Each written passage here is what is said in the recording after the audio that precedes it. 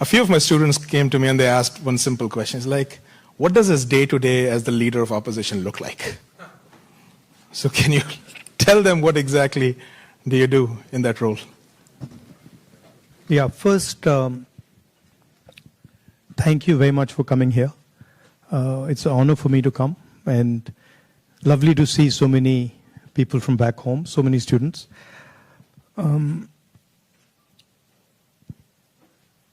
See, opposition, at its heart, is the voice of people. So, if you have parliament, of course, there's a whole sequence of events that go on. But what you're generally thinking about is where and how can I raise issues of the people of India. And you're thinking from a individual perspective, and you're also thinking from a group perspective. You're thinking from a industry perspective, you're thinking from a farmer perspective, and the important thing is that you do it sensitively and after listening and understanding carefully. So very often,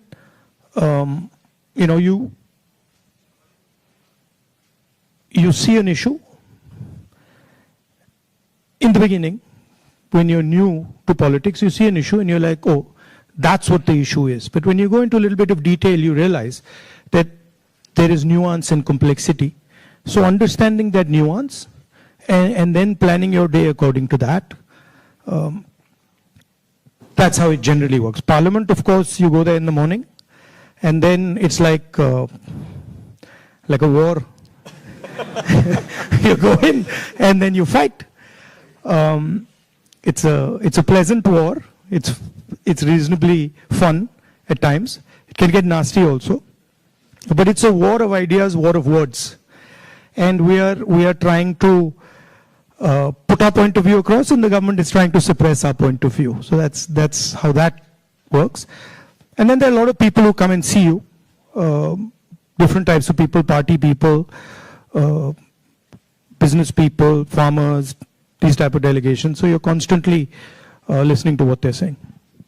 So you just mentioned that you look at issues in a certain way differently. Now, thinking about your career as a politician, the first time you got elected and this time, has there been a change in the way you look at these issues and your mind thinks differently about how to go about them? Quite differently.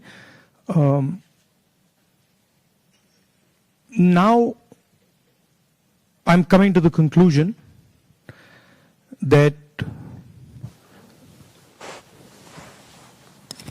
listening is much more important than speaking, right? And listening doesn't just mean that I come there and I listen to you. That's not listening. That, somebody, you're talking to me and I'm looking at you and I'm hearing what you're saying, but I'm not listening. Listening is a completely different thing. Listening is putting myself in your position. So if you're a farmer, going into the person's life, going into the person's day-to-day life, and then understanding what he's trying to tell you. Yeah, so listening is fundamental. And then understanding the deeper dynamics. So you then are not just swimming around on the surface, you're raising fundamental issues, and you don't go raising every single issue. You focus clearly and you're like, okay, this is important, I got to raise this. This is something important, I got to fight for this. This is something important, I got to fight. So you choose your battles much more carefully. I think you hit it on the head, that prioritization. So, very good definition of political strategy or business strategy. Understand clearly what you don't want to do. So don't sit there doing 50, 100 different things. Understand clearly, जो नहीं करना है, उसको पहले समझो, परे कर दो. And then उसमें से 3-4 चीजें निकलेंगी, and then that's what you got to focus on. Well, I think go back to the students, that's what we talk about. So this time you're hearing from Mr. Gandhi himself about prioritization. Now, a few things that you mentioned takes me back a few months. A very unprecedented event happened in terms of the yatra. Personally, for me, a 30-minute walk on the treadmill, you can see 4,000 kilometers and connecting with people in a very different way. How has that changed your perception about people, and how has it helped you connect with people differently? See, the first question to ask is, why were we walking 4,000 kilometers? Right? You know, it's what created the need for us to do this? And the reason is that all avenues of communication in India were shut. Every single avenue. No matter what we did, it was all shut. We spoke in Parliament, that's not televised. We go to the media, they don't pick up what we say. We even go with documents to the legal system, nothing happens. So, all our avenues were shut. And for a long time, we literally couldn't understand how to communicate. And then suddenly we hit upon the idea कि भाई अगर media आपको लोगों के पास नहीं ले जा रहा, इंस्टीट्यूशनल सिस्टम आपको लोगों के पास नहीं ले जा रहा, तो फिर डायरेक्टली चले जाओ. And then what better way to go directly than to literally go walking across the country? And so that's what we did. And I must tell you, in the beginning itself, I had a little bit of a knee problem. So 3-4 days into it, I was like, ye kya kar diya? I was like, you know, because you get up in the morning, I go running. And so you get up in the morning and you say, okay, I'm going to go run 10 kilometers. And you're like, theek hai. And then you get up in the morning and you say, I've got to walk 4,000. It's a completely different paradigm, you know. So there was moments of that, okay, this is quite a big thing. But it went surprisingly easy. It was not difficult at all. And it fundamentally changed the way I think about my work. I would say that it completely changed how I view politics, how I view our people, how I communicate with our people, how I listen to people, and not just me. There were many people involved in the yatra, and all of us. And to me, the most powerful thing that happened organically, on its own, we didn't actually do it, it just happened, was that we introduced, certainly for the first time in India, possibly for the first time in many, many countries, the idea of love in politics. And this seems strange, you know, it's a strange thing because you look at the political discourse in most countries and you will never find the word love in that discourse. It just doesn't exist anywhere. You'll find hatred, you'll find anger, you'll find unfairness, you'll find corruption, you'll find all these words. But you will never find the word love in the language. And the Bharat Jodo Yatra actually introduced that idea into the Indian political system. And it has amazed me how that idea has worked.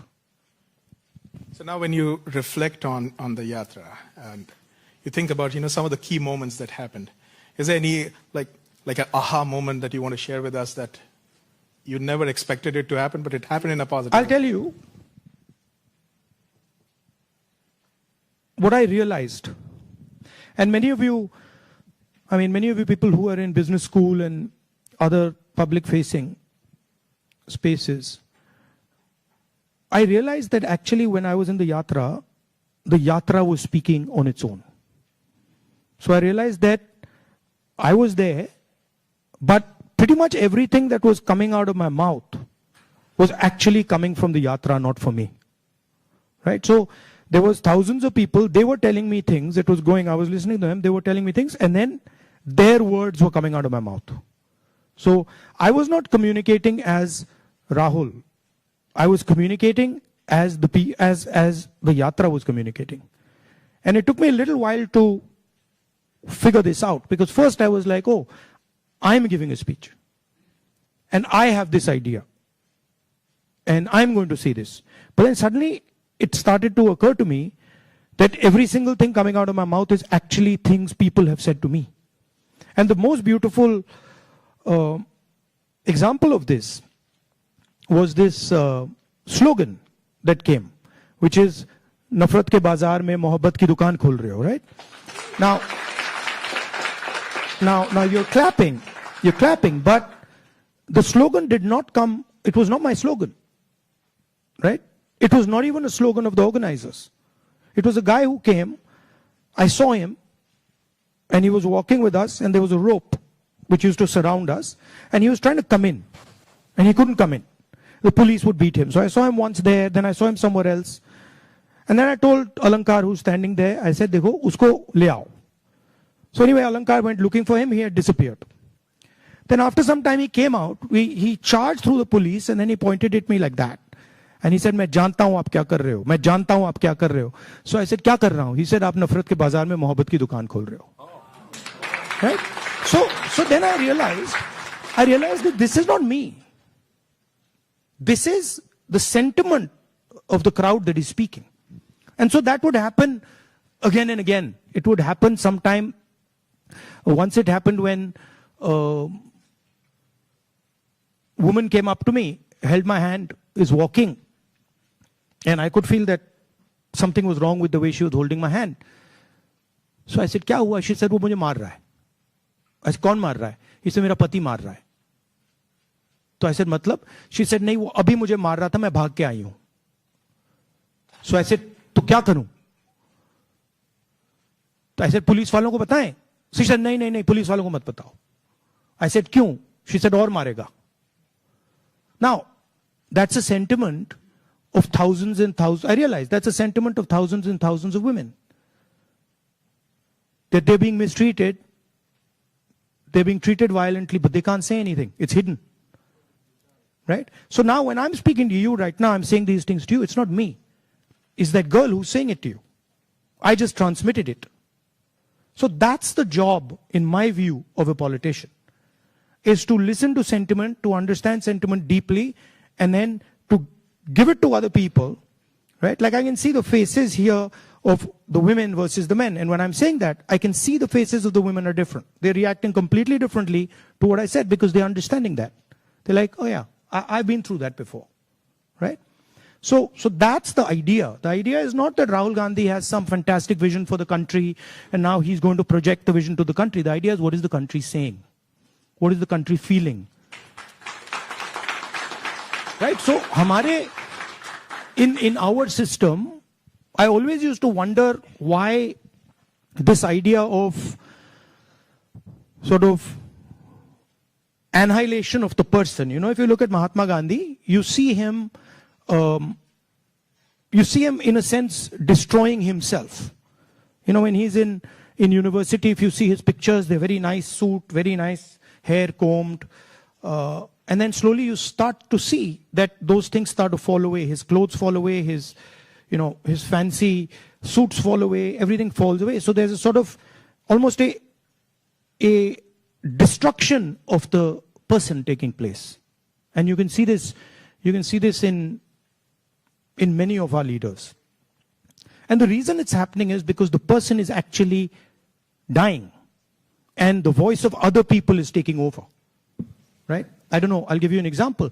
Do you know what devta means in the term devta? Do you know what it means? No. No, it doesn't mean God. No, it doesn't mean the deity. So devta in India actually means a person whose internal feelings are exactly the same as his external expression.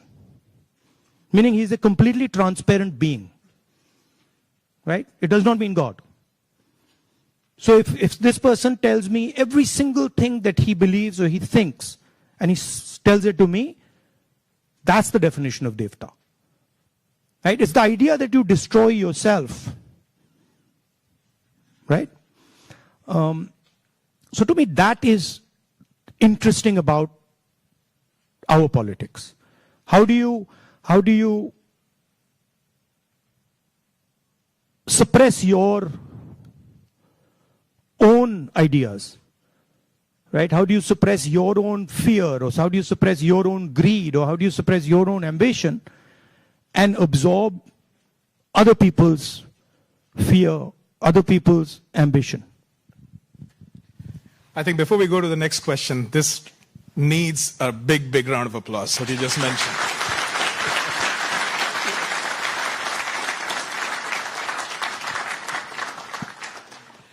If you look at our big leaders, and historically, and you can see extreme, so you can see a Buddha who's extreme, you can see Bhagwan Ram, same thing, you can see Mahatma Gandhi. The basic idea is the destruction of the identity. The basic idea is the destruction, basic idea is the destruction of the self, right? And listening to what others are saying. So to me, that's Indian politics. That's the heart of Indian politics, and that's what an Indian leader is. That's how an Indian leader is different than, say, an American leader. An American leader will say to you, listen, we got to go there. I'm going to take you there. Promised land, let's go. Indian leader attacks himself. Gandhi essentially attacked himself. Totally different concept. In some words, in some ways, Bharat Jodo Yatra was an attack on myself. 4,000 kilometers chalna hai, risk hai, goli lag sakti hai, chodo. Let's see what happens. So then that generates a completely different way of thinking and a completely different relationship with people. You know? Idea of Shiva, basically. When they say Shiva is the destroyer, what is he destroying? Himself. That's the idea. Right? He's destroying his ego, he's destroying his structure, he's destroying his beliefs. So Indian political thought, Indian political action is all going inwards. But I mean, I think we might be getting too philosophical. No.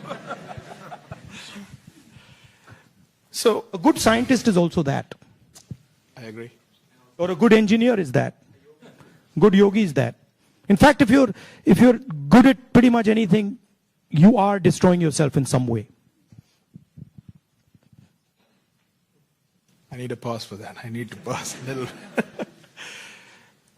One of the important threads in this fabric that we talk about is the youth, and they have a very strong role to play. And especially when you look at US and India, and I see all the students that come in, one of the greatest joys for us here is to work with our students. They just energize us beyond limits. More than 300,000 of them are in the US. About 4,000 of them from India are here at UTD. Where do you see them playing a role in the large scheme of things that India is poised towards? These ambassadors who are sitting here, and of course there are some who have come before and are doing great things here in the US.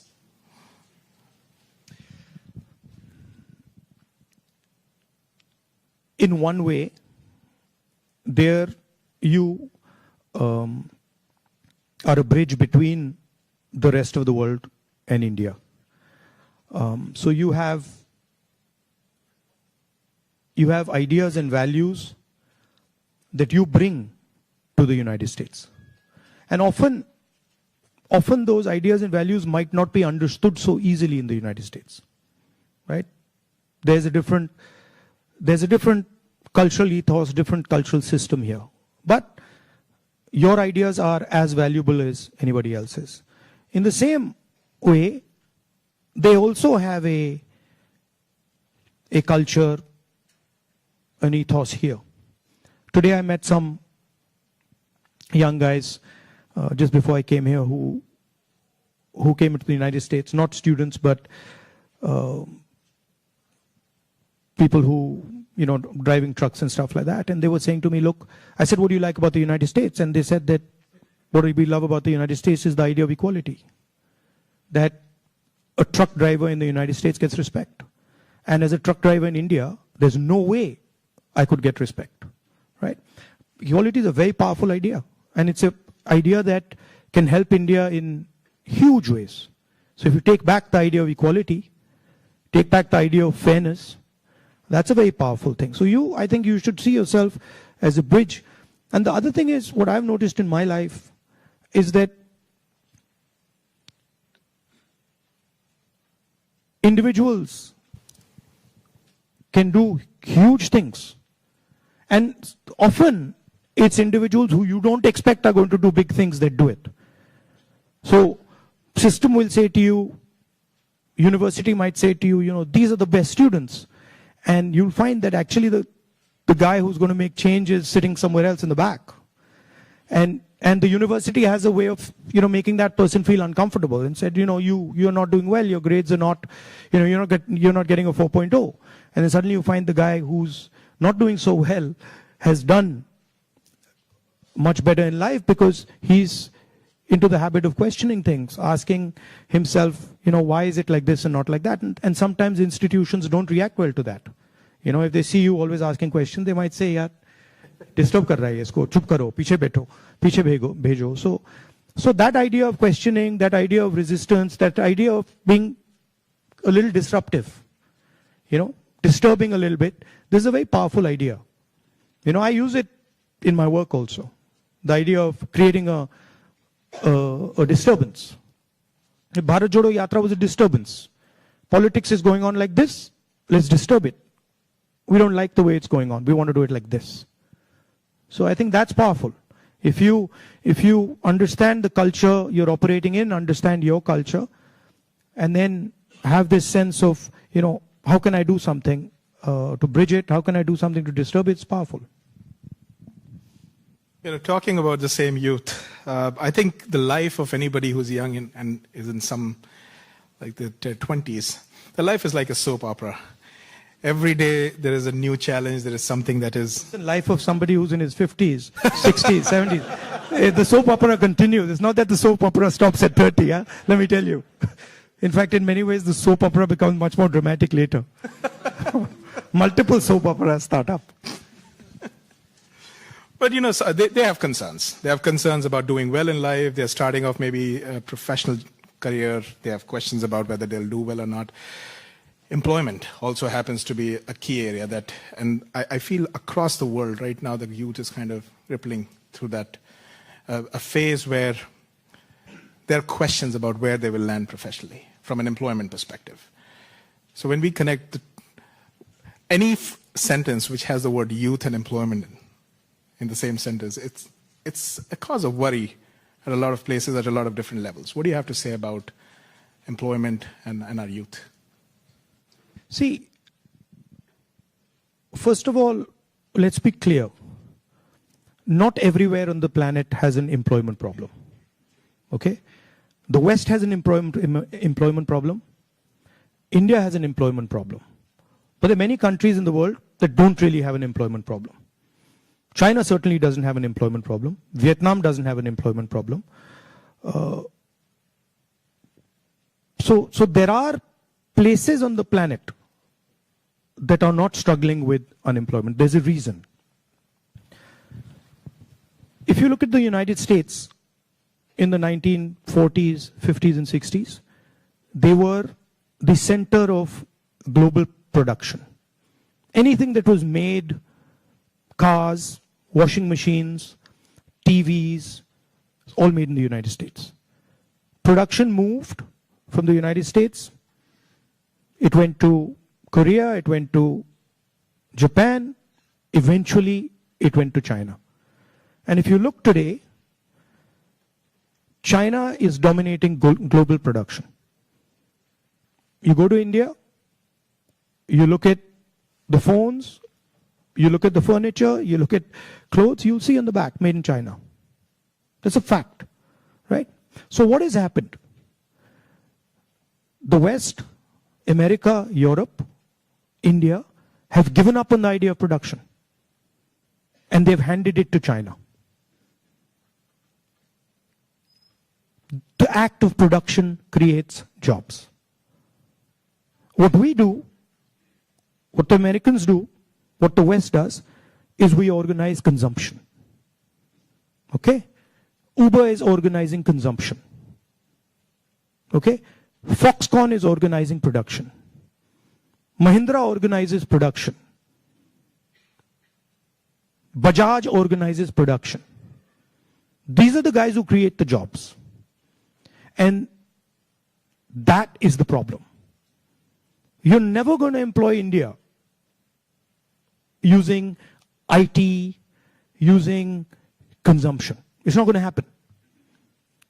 So India has to think about the act of production and organizing production.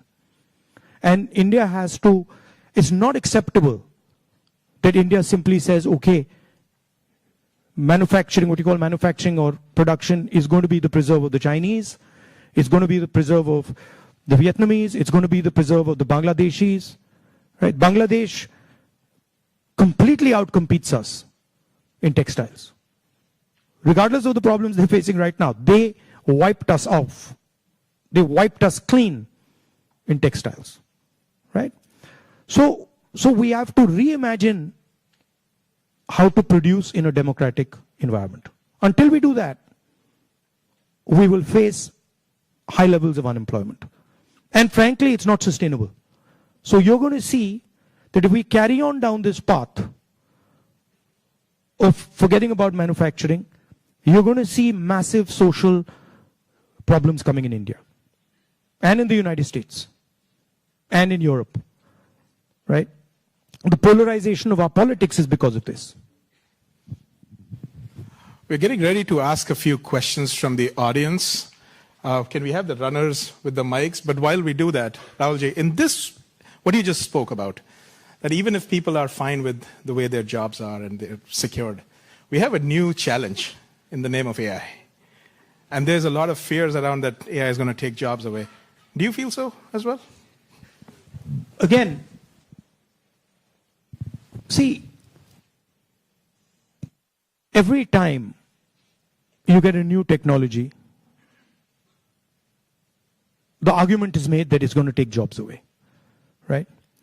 When computers first came, it's going to take jobs away. When calculators first came, it's going to take jobs away. ATMs came, it's going to take jobs away. Okay, this is a fact. Now, what happens is, it does take jobs away from some people and then transfers them to other people, right? So, I'm not of the view that jobs will vanish, but different type of jobs will be created and different types of systems will benefit more or less, right? I think, for example, the IT industry in India is going to have a real big, serious problem because of AI. But I don't really think a Bajaj making scooters is going to have such a big problem, right? So it's going to hit different people differently. It's going to take away some jobs. It's going to add some jobs. And if you're positioned properly, it's an opportunity. And if you're positioned badly, you're in trouble. I mean, I remember Mr. Vajpayee gave a speech that Indians don't need computers, right?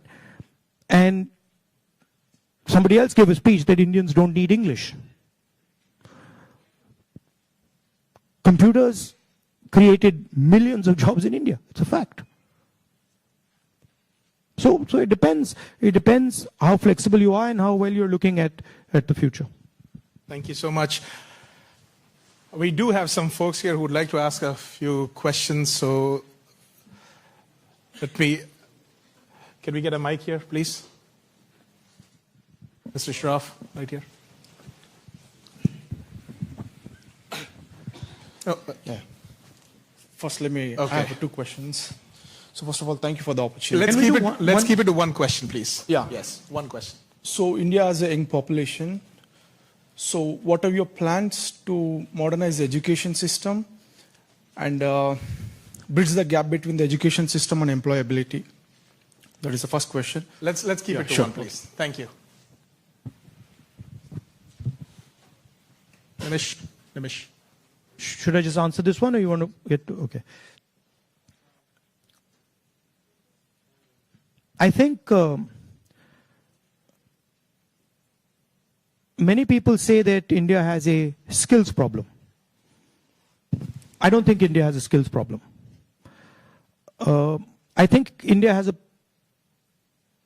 skill respect problem. So India doesn't respect people who have skills. But I don't think there's any limit on the skills that are already available in India. Okay? Second, our education system doesn't connect with the business system. So you have a business system that is operating on its own, and you have a sort of ivory tower education system. And the education system in no way connects deeply with the skill structure of India. So I think bridging that gap,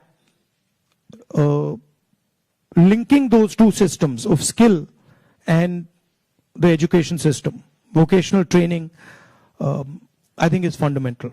I think currently huge problem in the education system is the ideological capture. So, you know, feeding ideology through the education system. Most of our vice chancellors today are placed by the RSS. It's an organization that has a very particular perspective on life, on history, on the future. That's really damaging. Having one organization that is placing all its people in our education system, I think that's damaging. So ensuring that people who run our education system are independent, are not, you know, ideological, or are not committed to sort of a particular way of thinking, I think is important. Thank you. Dr. Gupta. Rahulji, I have a question. What's your vision of creating growth in the industry, manufacturing? No, I don't see. Again, what I think is not as important as what the large mass of Indian people think, right? One problem that you simply cannot solve if you continue on the direction we're on is giving our blue-collar workers jobs. You simply, if you carry on this road, you simply cannot do that, right? The only way you're going to give our large mass of people jobs is if you start producing things, if you start manufacturing. And the foundation of manufacturing, you don't just start manufacturing cell phones, right? It is a sequence, right? So you have to go up the value chain if you want to manufacture. A lot of people say, oh no, you can manufacture cell phones directly. Well, cell phones are not being manufactured in India. Cell phones are being assembled in India. It's a different thing. Meaning components are coming from China and those components are being assembled in India, right? The reason China can develop those components is because they have a huge infrastructure that has manufactured many different things, many different types of things before. So you cannot get away from that basic stuff. And I think you have to have a vision for production. For example, our GST is designed against production. It rewards consumption, it punishes production. States that produce are harmed, right? Large monopolies, huge monopolies harm production, right? They influence the policy regime so that players cannot produce. So these are some of the things that you would have to look at if you want India to start producing. I'm convinced India can produce with no problem. I'm convinced that India can take on China if you start aligning the country for production and if you start respecting skills. I'm absolutely convinced of it. And states like Tamil Nadu have already shown it. Right? It's not that Indian states have not done it. Pune has shown it, Maharashtra has shown it, Tamil Nadu has shown it, Karnataka to an extent has shown it. Right? So it is being done. But it's not being done at the scale and with the coordination that it needs to be done. I'll give you an example. You take any district in India, you will find that there is a historical network that produces there. You go to Moradabad, you will find brass, right? You go to Mirzapur, you will find carpets. You go to Bellary, you will find jeans. So each district has a traditional network of production. Now, how much support are those people getting? You want to create a brass industry, create it in Moradabad. Open the banks to them, infuse technology, support them, and I guarantee you, they will take on China. Right? And you can do it in every district. You support the Bellary jeans industry, you put in a couple 100 crores into that thing, you open the doors of banks to them, I guarantee you they'll get to work. Right? But currently, I mean, a simple statistic. 16 lakh crore rupees of bank loans have been forgiven to 25 people. 25 people. Right? Do you realize how many industries you could set up with that? And they've just been forgiven. Right? When we forgive farm loans and we say, okay, we're going to forgive 70,000 crores for all India's farmers, the press suddenly jumps up and down. And 16 lakh crores have been forgiven without a word. And whose money is it? It's taxpayers' money. Where's it come from? It's come from your pockets. So why should 20 people get this massive free gift? Why should one person, suddenly have all the ports, all the airports, all the defense contracts? What is happening when you do that? You're taking away money from people. Instead of having one business that runs all the airports in the country and one business that runs all the ports, you could have 10, 15, 20. Right? So it's all destruction of economic activity. Thank you. We can take something on this side. Can we have the mic? Can we please have the mic here? Rakshit, go ahead.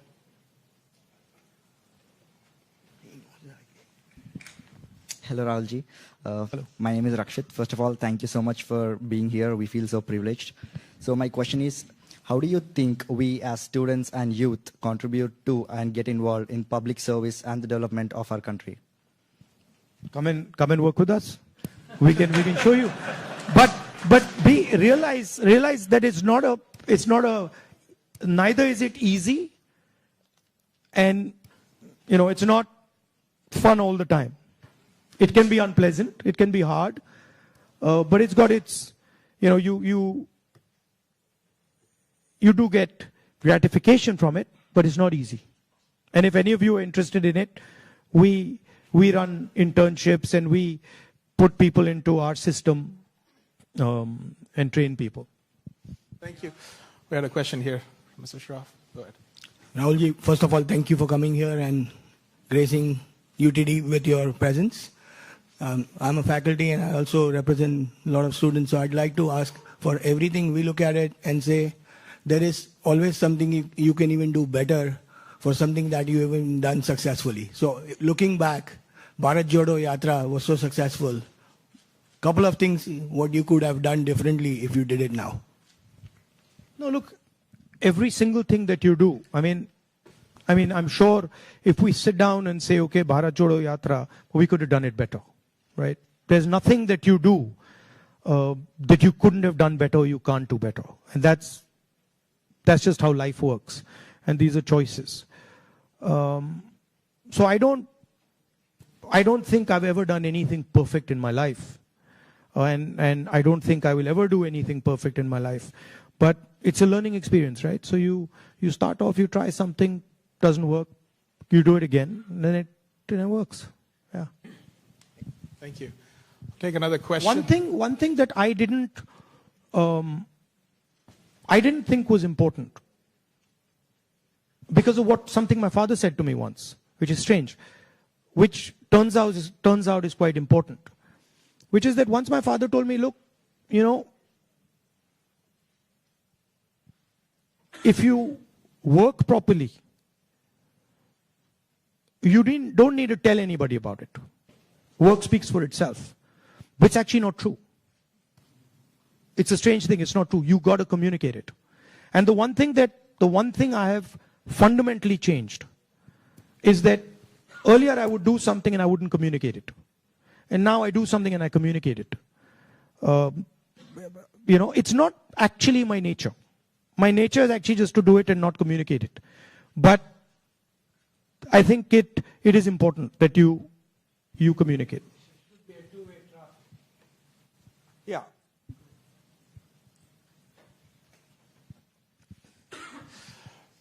All right. Yes, let's go there. Can we have the mic? My eyes feel like a lot of machine right now. I'm trying to pick up which one I see. Where is the mic? Jitesh, go ahead.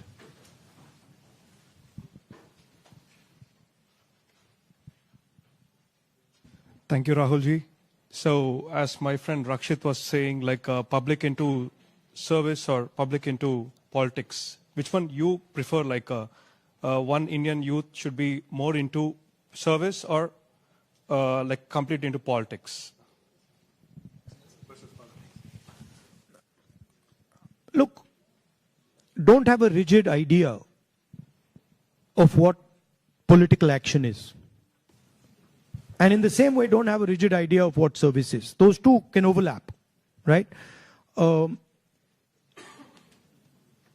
Politics is much broader than fighting elections or giving speeches, right? Politics is about influencing how people think, and you can be very political and not be directly involved in the political system, right?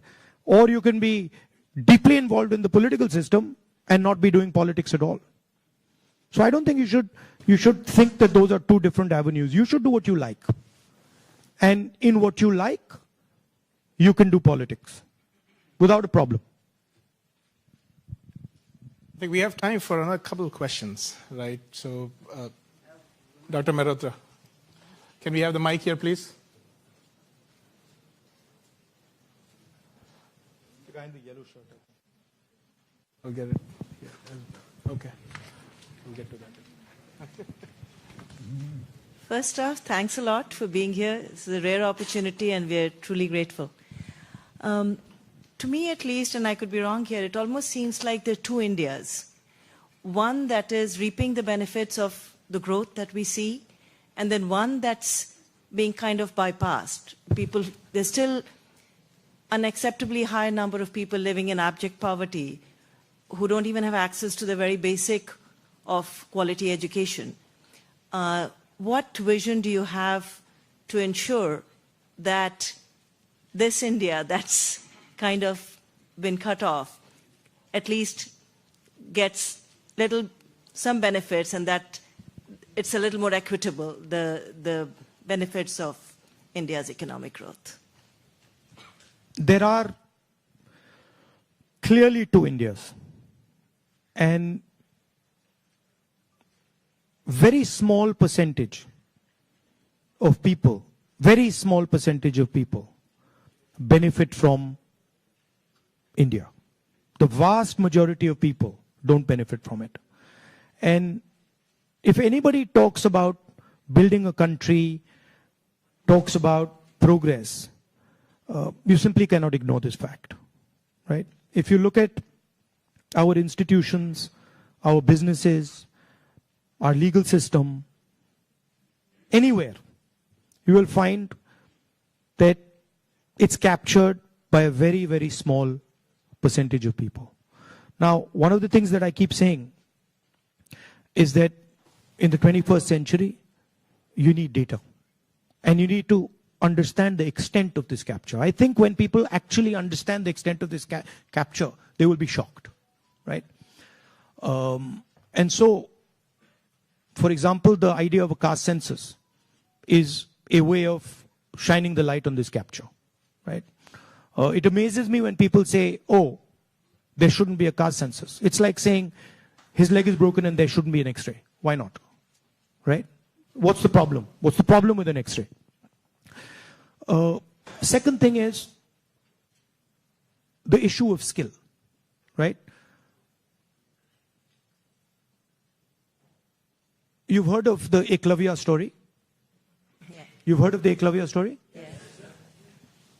If you want to pin down what is happening in India, it is millions and millions of Eklavya stories every single day. The people with skill, their thumbs are being cut off. They're not being allowed to operate. They're not being allowed to thrive. And it's happening across the board. So, respect for skills, supporting skills financially through technology, that's how you'll unleash India's power. You're not going to unleash India's power by empowering 1%, 2% of India. And, it's not interesting for me. So, I'm very passionate about this. I'll give you an example. Some time back, when we were in government, we were talking about skill development. And the gentleman who was running, he was appointed by Manmohan Singh ji for skill development. He came to see me. And we were having a conversation. And he was explaining to me how he was going to build ITIs. And he was going to put trainers inside ITIs. For plumbing, for hair cutting, for carpentry, for stuff like that. And I was listening to him. And I asked him a question. And what I said was, look, you're building these ITIs. And I gave him the example. I said, let's say you want to train 1 million barbers. Now, in your model, what you're going to do is you're going to have these ITIs, whatever, 1,000 of them across the country, and you'll train these barbers. But that's not where the barber's skills lie. That ITI is not where the barber's skills are. The barber's skills are with the barbers. So I said to him, why don't you do this? Why don't you set up certification centers? And then go to every single barber in India and say, listen, this is what we'd like you to train. For every guy you send to our certification center, we'll give you X amount of rupees. So let's say you have, 1 million barbers in India. And you go to 1 million barbers and you say, listen, you guys have the skills. We want to train barbers. And now start training barbers. And for every guy you train, send him to the certification center. And the moment we find that he's certified and he has been sent by you, we pay you. How long will it take you to 1 million barbers? 2 months? 3 months? Right? He just looked at me as if I was crazy. Right? Because for him, the skill isn't there. The skill is in the ITI.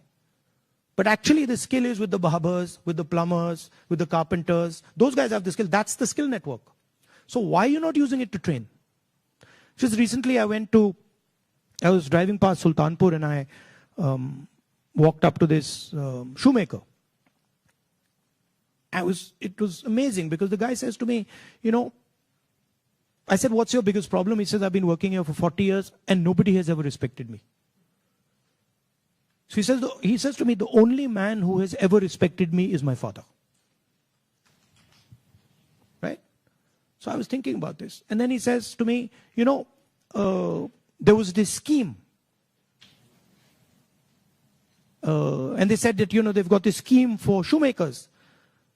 It was in Lucknow somewhere. So he says, so I, went to Lucknow. And I said, so what do? They said, they're going to teach me how to make shoes. He says, but I've been making shoes for 40 years. And I could teach those people how to make shoes. Right? So it's a fundamental disconnect with where the skills are.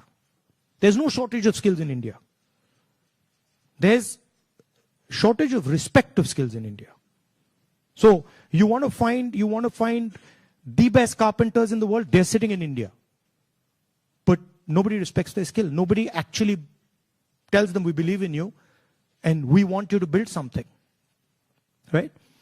So you can't build industry without respecting skill. Thank you. Maybe we are in time for one last question. So the lady here in the stripes, can we give the mic to her? And I request our ISA officers to come on this side, please, on the stage, while we do that. Go ahead. So as we all know, the female labor participation in India is quite abysmally low, and no country can ever progress or become developed with only 50% of their population working. So what would Mr. Gandhi's plan be for increasing our labor participation of women? It's not just labor participation. It starts with, it starts with a bad attitude that Indian males have towards women. And I don't mean every single Indian male, but a large number of Indian males' attitudes towards women is just, it's ridiculous, right? So it starts there. And it's a particular way of thinking about women. And we see it in the political system, we see it in the business system, we see it everywhere. So I'm very big, number one, on political participation of women. Reservation bill to start with. Ensuring that women get into business. Ensuring that women are supported financially if they want to open their business. And then making sure that it is made easier for women to participate, right? Women have their own particular issues that you need to take care of before they can start to participate. So I think the first thing is of thinking of women the same way you think of men, right? That they can do anything men can do, if not better, and that they are equal and better in many, many things.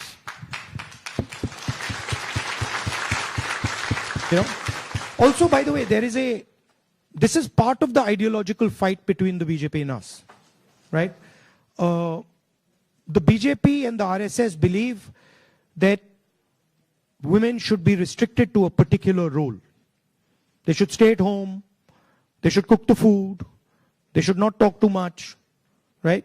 And we believe that women should be allowed to aspire to whatever they want to do.